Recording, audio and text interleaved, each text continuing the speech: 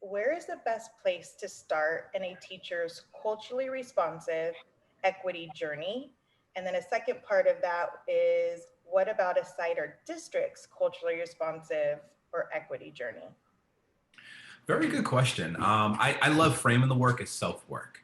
For me, when we talk about this work, I think it's really about the human experience, and it starts with the I.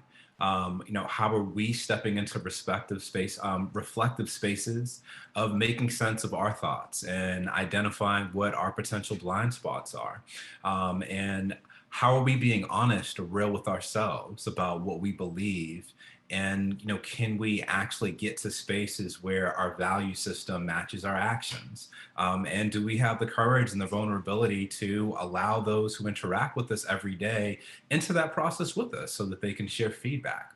Now I think as it pertains to a district or a site or a county, I think it has to start with the top.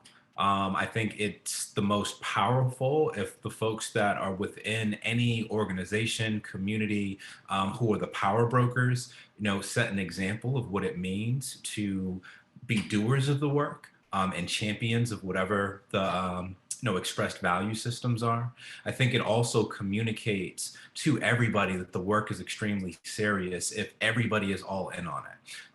In a nutshell, I think about it in the same way I think about classroom practice. And if a teacher is asking students to do something, they should be able to do that stuff as well. If they're asking students to take chances or enter into spaces of vulnerability, they should be able to model what that looks like, not in a way that says, hey, I am the leader and I do this perfectly, but in a way that says, hey, I am a leader. And if this is messy, if this is hard, this may be my version of it, but there is some fragility, there's some authenticity in there. And, if I am doing this, I am communicating to you all that you can trust me, that this is not just an initiative. It's not something that I'm voluntoling you or voluntelling you to do, but it's something that's real. Absolutely.